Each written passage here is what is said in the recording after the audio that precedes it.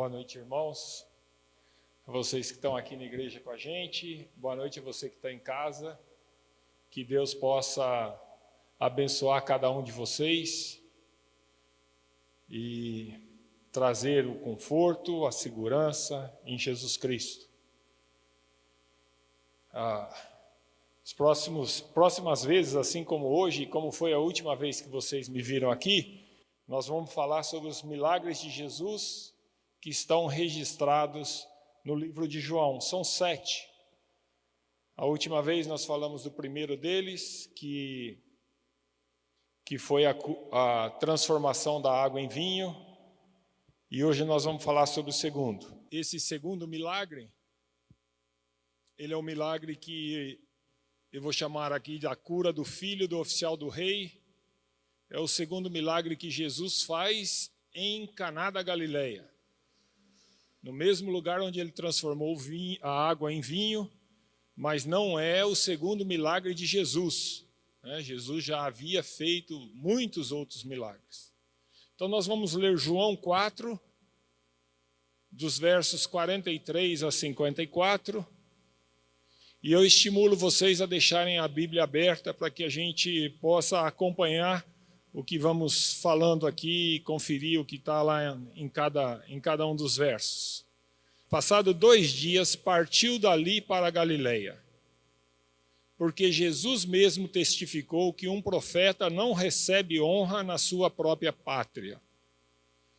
Assim, pois que chegou a Galileia, os judeus o receberam, porque tinham visto todas as coisas que fizera em Jerusalém, na ocasião da festa, pois também eles tinham ido à festa. Foi então outra vez a Caná da Galileia, onde da água fizeram vinho. Ora, havia um oficial do rei cujo filho estava enfermo em Cafarnaum. Quando ele soube que Jesus tinha vindo da Judeia para a Galileia, foi ter com ele e lhe rogou que descesse e lhe curasse o filho, pois estava à morte. Então Jesus lhe disse: se não virdes sinais e prodígios, de modo algum crereis. Rogou-lhe o oficial: Senhor, desce antes que meu filho morra. Respondeu-lhe Jesus: vai, o teu filho vive. E o homem creu na palavra que Jesus lhe dissera e partiu. Quando ele já ia descendo, saíram-lhe ao encontro os seus servos e lhe disseram que seu filho vivia. Perguntou-lhes, pois, a que hora começara a melhorar? Ao que lhe disseram, ontem, a hora 7ª a febre o deixou. Reconheceu, pois, o pai ser aquela hora a mesma em que Jesus lhe dissera, o teu filho vive. E creu ele e toda a sua casa. Foi esta a segunda vez que Jesus, ao voltar da Judeia para a Galileia, ali operou o sinal. Vamos orar? Pai de amor, de enorme bondade e misericórdia, nós pedimos, Senhor, que seja o teu Espírito quem nos dirija, quem nos fale. Me usa para falar aquilo que é da tua vontade. Prepara o nosso coração e os nossos ouvidos para ouvir aquilo que é tua vontade. E tudo o que acontecer aqui, seja para a tua honra, para o teu louvor, para a tua glória. Em nome de Jesus. Amém.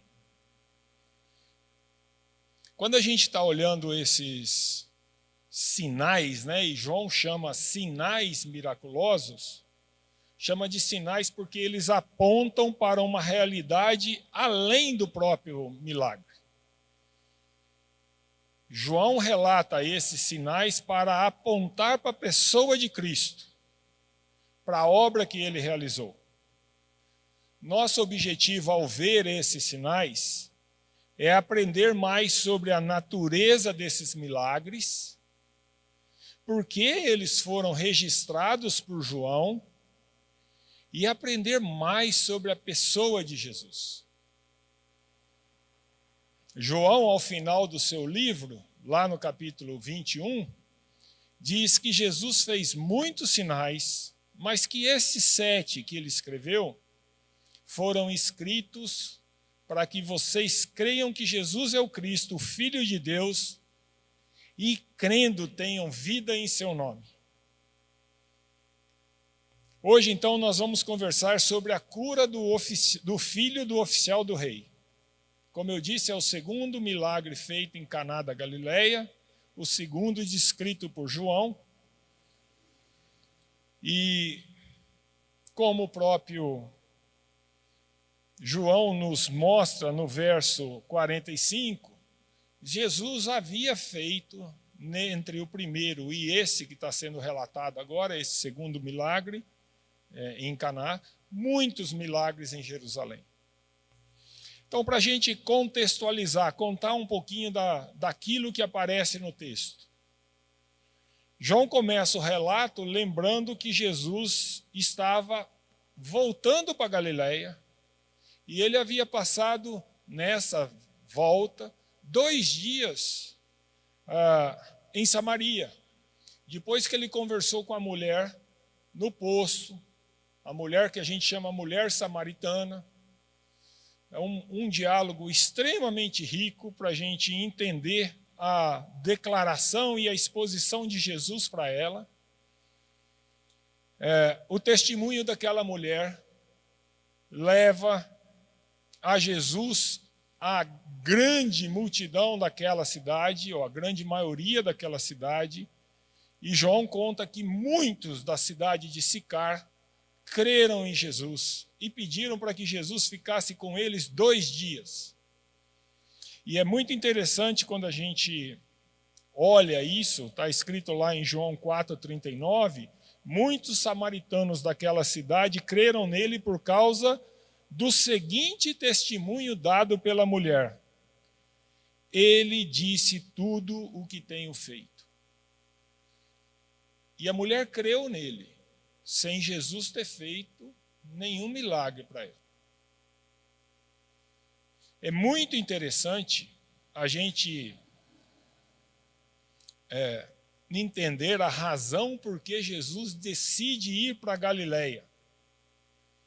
A Galileia é a região onde ele cresceu, onde sua família e seus amigos moravam, mas eles ainda não criam em Jesus como Messias, como Cristo.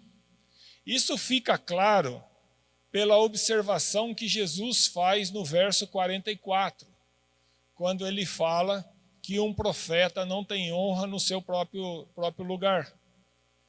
E a gente vai perceber ainda de forma mais clara, lá no capítulo 7 de João, que no verso 5 afirma que nem seus irmãos criam nele, e os seus irmãos recomendaram que ele fosse a Jerusalém mostrar os seus milagres, a fim de ganhar publicidade.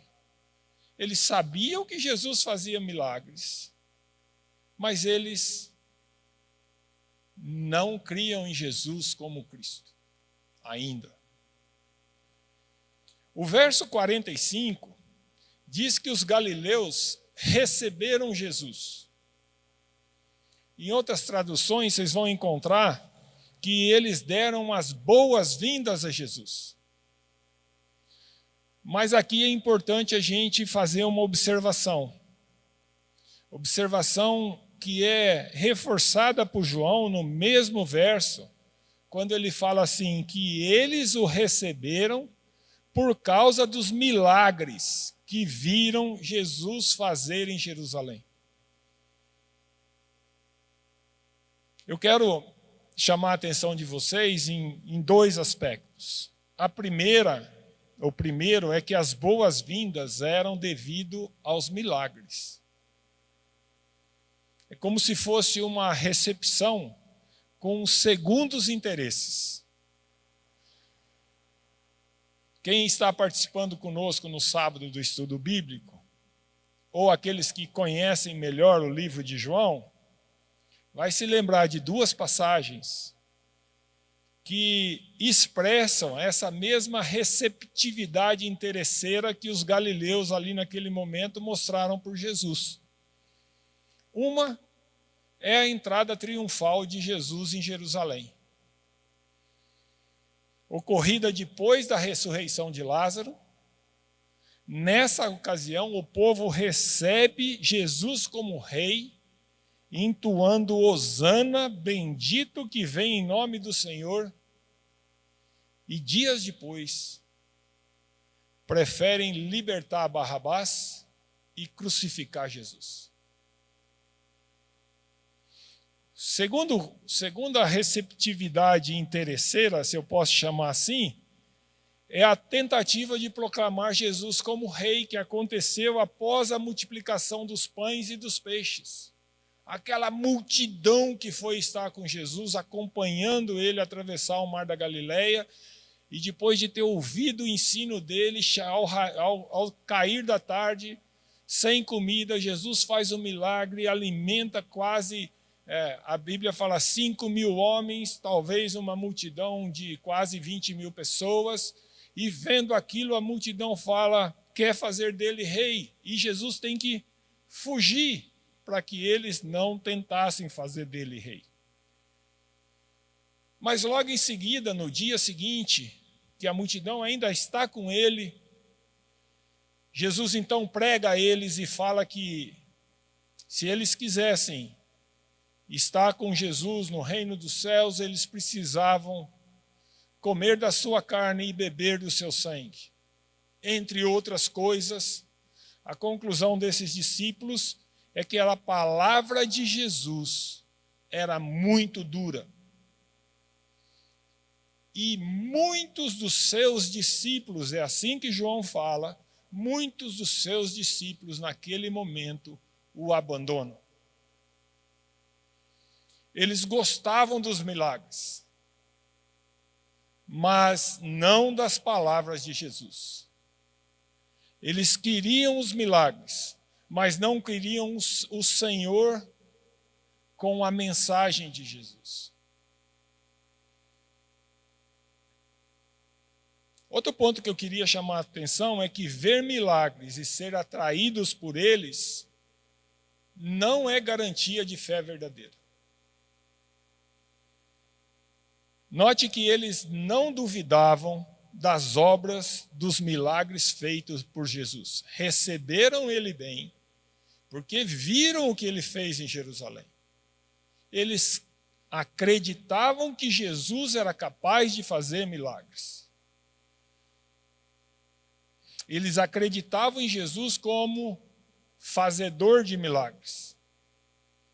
Seus irmãos também acreditavam nele, acreditavam que ele fazia milagres. No entanto, nem a multidão, nem seus irmãos criam na sua palavra. Então, atenção, porque muitas vezes pessoas são atraídas pelos milagres, mas pedem mais milagres e nunca desenvolve a fé verdadeira. Como eu já disse aqui, João e Jesus querem que nós não fiquemos no milagre e no atendimento ao nosso desejo terreno. Jesus quer transformar a nossa vida por completo. E é isso que está além dos milagres. É isso que vamos ver acontecer com esse milagre da cura do oficial do rei. Então agora vamos ao relato em si da cura do filho do oficial do rei. Vamos passar pelo relato de forma rápida, que além de Jesus tem um outro personagem que é o oficial do rei. E eu daqui para frente vou chamar de oficial. Nós não sabemos que trabalho esse oficial tinha junto ao rei. Mas o fato de chamar oficial, muito provavelmente era um cargo de destaque, importante, trabalhando junto ao rei. Que rei era esse? Esse rei era Herodes Antipas. Esse Herodes era muito maldoso e foi ele quem prendeu e matou João Batista. Esse oficial trabalhava para ele, para esse rei. A família do oficial morava em Cafarnaum, cerca de 30 quilômetros distante de Caná. E seu filho estava muito doente, desenganado e próximo da morte. O oficial que amava seu filho e provavelmente desesperado pela perda iminente dele, já teria tentado de tudo para a cura do filho. Ouve que Jesus está vindo para a sua região. Ele muito provavelmente, a Bíblia fala sobre isso, já conhecia também que Jesus era capaz de fazer milagre, pelos relatos do que tinha acontecido em Jerusalém. Então ele decide ir ao encontro de Jesus, com apenas uma coisa na cabeça: suplicar a Jesus que viesse à sua casa para curar seu filho. Quando o oficial encontra Jesus, no verso 47 do texto que nós lemos, ele roga que Jesus descesse e lhe curasse o filho, pois estava à morte. Descesse é porque Caná ficava mais alto e Cafarnaum na beira do lago. Então tinha que, o descesse aí quer dizer que Jesus fosse com ele até a casa dele. Tem dois pontos importantes aqui. O oficial rogou a Jesus. Ele se humilhou, ele suplicou. Ele tinha uma posição para que quando ele decide ir ao encontro de Jesus, aquilo é como se fosse uma humilhação frente ao posto que ele tinha. E ele suplica, é a palavra que João usa para dizer do pedido dele para Jesus. E qual foi o pedido dele? O pedido dele foi para que Jesus descesse, para que Jesus fosse com ele até a casa dele, em Cafarnaum, para curar o filho dele. Na cabeça do oficial, Jesus só poderia curar seu filho se ele estivesse junto, presente, lá no lugar onde o filho dele estava. A resposta de Jesus à súplica do oficial é muito estranha e, ao mesmo tempo, muito interessante. Jesus, na verdade, faz uma advertência ao oficial e às pessoas que estão perto. O verso 48, quando Jesus diz: se não virdes sinais e prodígios, esse virdes é a segunda pessoa do plural, é como se fosse, se vocês não verem.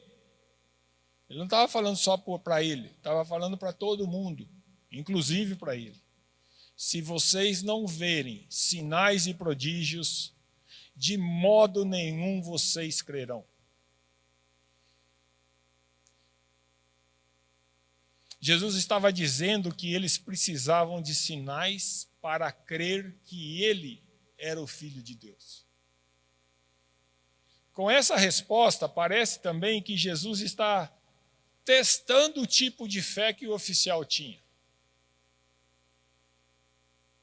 Jesus sabia que as pessoas eram capazes de acreditar nele como alguém que fazia milagre ou que podia fazer milagre, mas não criam nele como o Messias, o Deus encarnado. Isso muitas vezes ocorre hoje também. Muita gente tem fé. E há muita fé supersticiosa, ainda mais entre nós brasileiros. Acredita no milagre. E acredita em outras coisas. Acredita em fada, acredita em duendes, acredita em destino. Ter fé não basta. Muitos têm fé de que o milagre pode acontecer sem se importar com o autor do milagre. Não basta ter fé, o importante é o alvo da nossa fé. Muita gente tem fé no que é errado. No entanto, a resposta do oficial que está no verso 49, depois de Jesus assim, dá uma resposta estranha e quase que provocativa.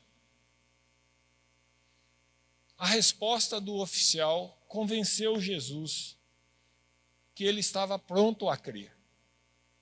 O homem não desistiu, insistiu com Jesus. E o verso 49 fala que ele disse assim: Senhor, desce comigo antes que meu filho morra. Como que se ele não tivesse nem dado bola para o que Jesus falou, que eles precisavam de sinais para crer. O homem passou no teste. Ele não se abateu e insistiu. Ele mostrou que, apesar de uma fé imperfeita que buscava o milagre, Jesus era a sua única esperança. Jesus então lhe concede a graça, mas de um modo diferente do que o oficial esperava. E talvez de uma forma que exigia um novo step, um novo degrau no avanço da fé do oficial. No verso 50, Jesus diz: vai, pois teu filho vive. Ele podia dizer para Jesus: você não entendeu. Eu estou pedindo para que o Senhor vá lá comigo na minha casa para ele ser curado. E Jesus disse para ele: vai, teu filho vive.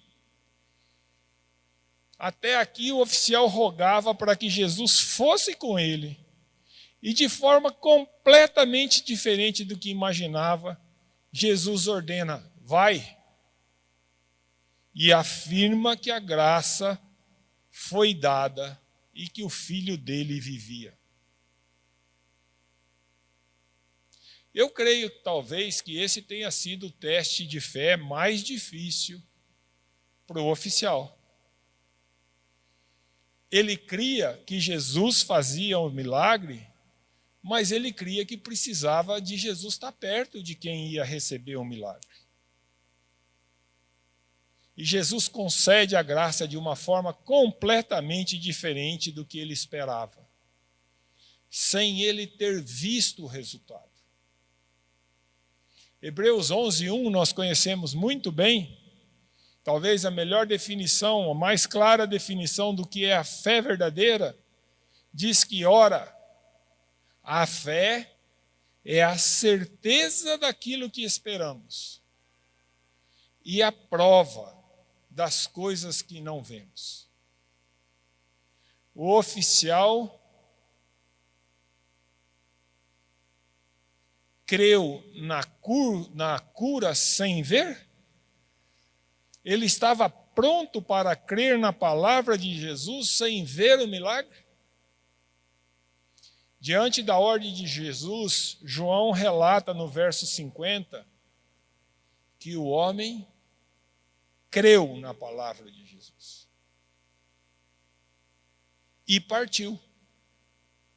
A fé do oficial mostrou progresso na direção certa. Ele creu sem ver. Ele obedeceu a palavra de Jesus e partiu. No verso 51 a 53, traz a confirmação para a sustentação e o avanço da fé daquele homem. Quando ele está indo para casa, obedecendo o que Jesus mandou, e imagine a ansiedade, será?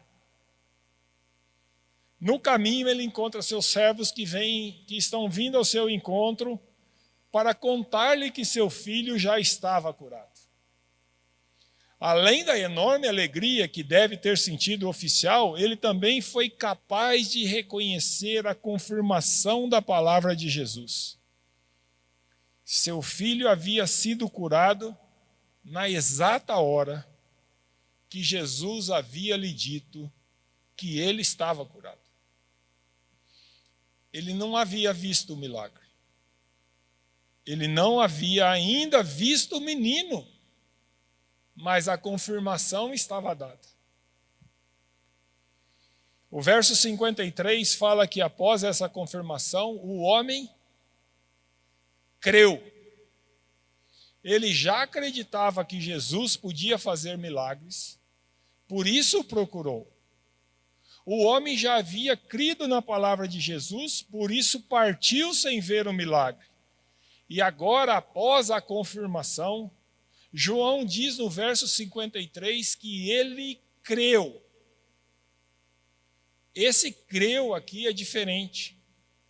Esse é o creu definitivo em Jesus Cristo, como Deus encarnado, e não só o fazedor de milagres. De uma fé imperfeita que se expôs a Jesus, ele obteve fé verdadeira. Ele entendeu quem é Jesus. Ele creu no Filho de Deus. E sua fé provocou testemunho, e o seu testemunho levou a salvação a todos de sua casa. O pastor Augusto Nicodemos, que, como eu disse da última vez que estive aqui, o seu livro tem servido de guia para eu trazer esses relatos para vocês. Ele diz que no Evangelho de João, fé nunca é algo estático.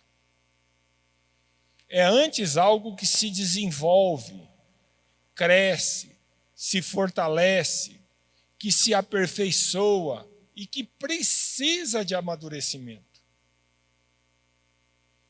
O que começou por ouvir uma história de milagres se tornou uma fé robusta naquele homem, que não precisava ver sinais e prodígios, que era apenas baseada na palavra de Jesus. Vamos então caminhar para fechar a nossa conversa, buscando entender o que João quer nos trazer quando nos conta sobre este sinal miraculoso de Jesus. Aqui do texto dá para a gente tirar várias lições paralelas, muitas coisas.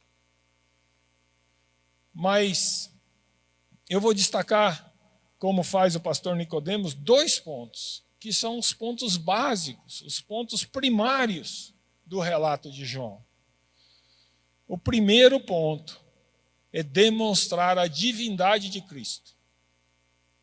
E o segundo ponto, a natureza da fé. Vamos falar primeiro da divindade de Cristo.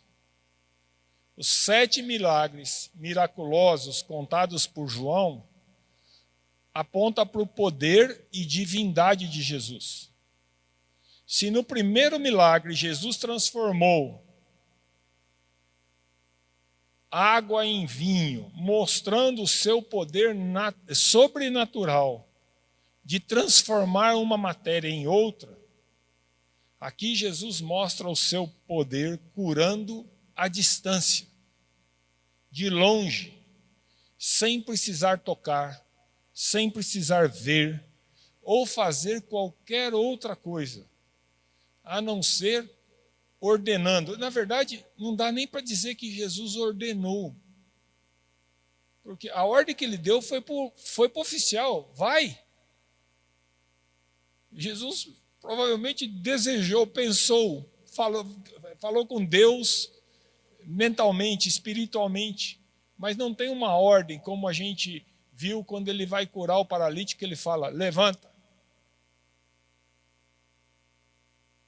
Ele cura a 30 quilômetros de distância, sem ver o menino.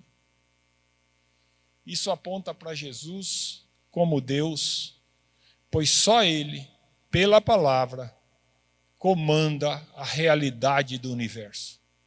Quando começa o Evangelho de João, João fala que no princípio era o Verbo estava com Deus e o Verbo era Deus.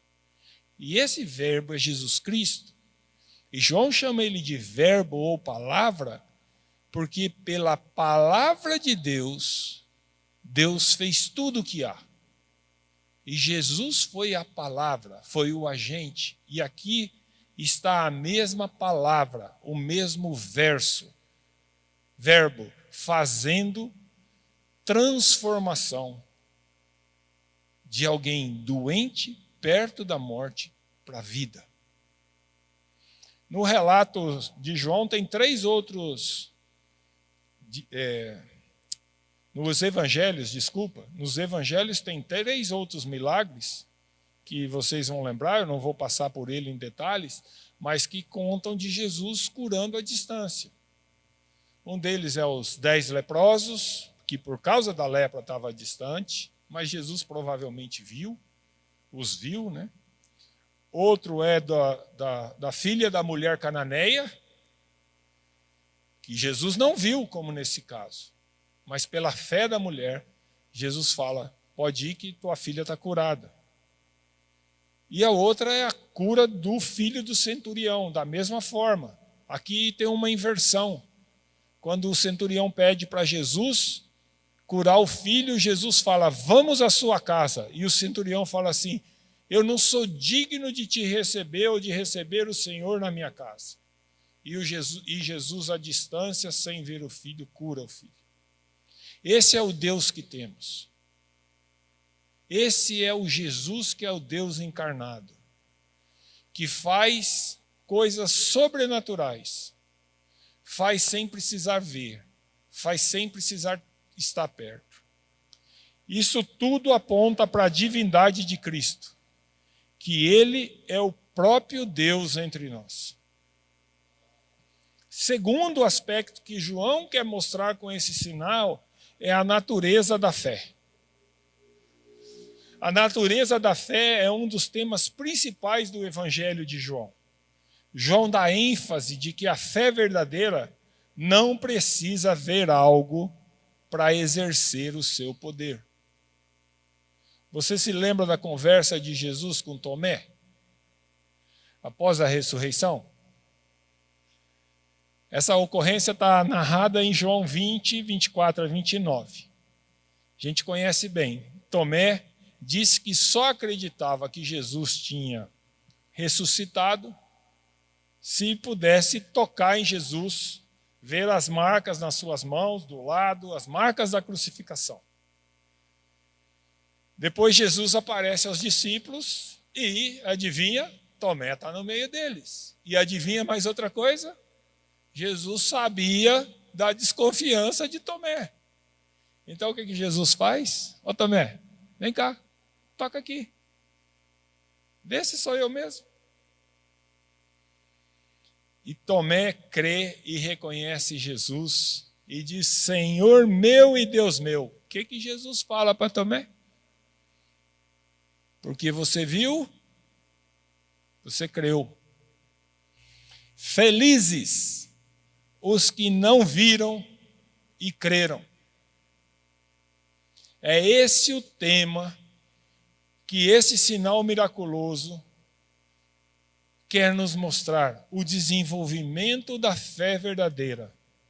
Começa de forma superficial por ter ouvido falar que Jesus fazia milagre, precisando ver o milagre, limitada na forma como imaginava que o milagre devia ser feito.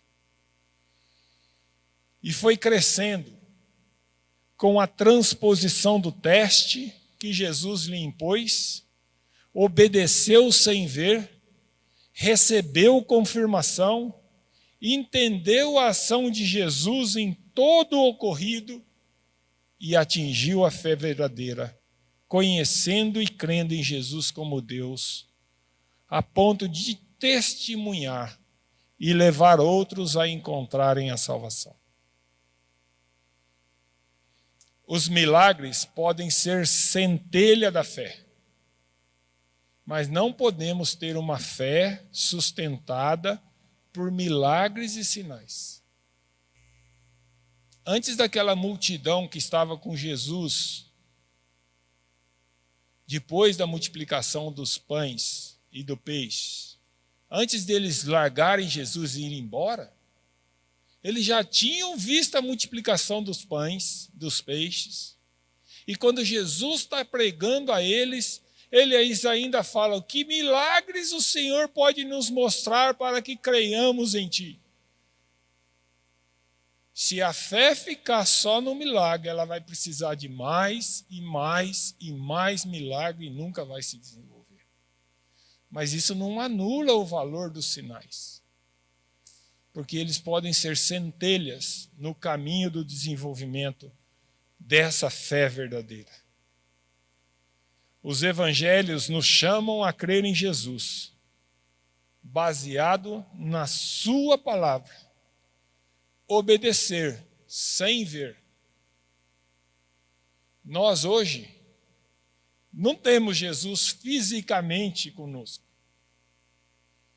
mas temos esses relatos, os relatos bíblicos, para que possamos crer na sua divindade, crer que Ele é o Cristo, o Deus encarnado, o único capaz de nos resgatar do sofrimento eterno para a vida eterna. Esse relato nos chama para crer na divindade de Jesus e nos submeter a Ele, obedecendo sua palavra em um processo contínuo de transformação. Ele vai desenvolver a nossa fé, transformar a nossa vida. Eu termino então dividindo com vocês 3 perguntas que o pastor Augusto Nicodemos nos apresenta no final do capítulo do livro dele que trata desse milagre. Primeira pergunta é: você tem vida eterna? Você tem certeza de vida eterna?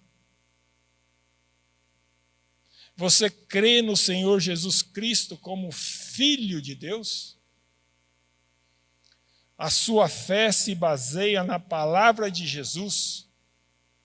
E você toma essa palavra como base da sua existência e da sua confiança?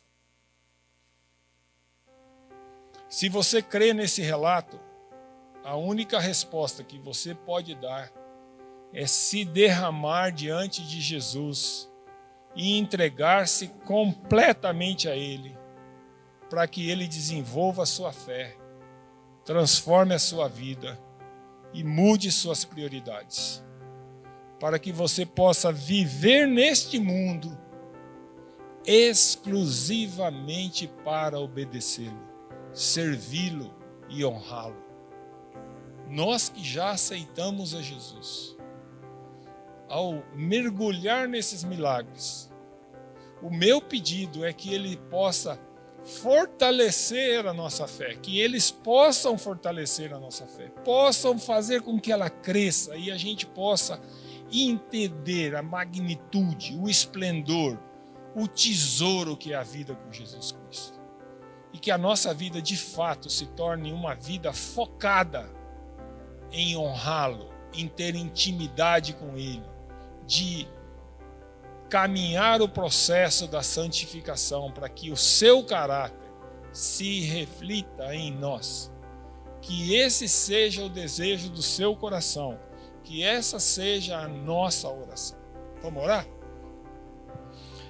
Paizinho de amor, muito obrigado, Senhor, por esses relatos que nos motiva, nos impulsiona, que reforça em nós a crença em Jesus Cristo. Que nós possamos, Senhor, dentro de nós ter a certeza da divindade de Jesus. Que nós possamos dentro de nós querer ver a nossa fé crescer, ser transformada, uma fé verdadeira que acredita na Tua palavra, que acredita na Tua promessa, e que mais do que buscar as nossas necessidades terrenas, essa fé se desenvolva, cresça, para buscar transformar a nossa vida, tendo em primeiro lugar honrar-te, fazer a Tua vontade e agradar a Jesus em todos os instantes do nosso viver aqui. Abençoa-nos nisso, Senhor. Dê-nos consolação, conforto por termos a Jesus Cristo, o maior tesouro que alguém pode ter. É o que te pedimos. Em nome de Jesus. Amém.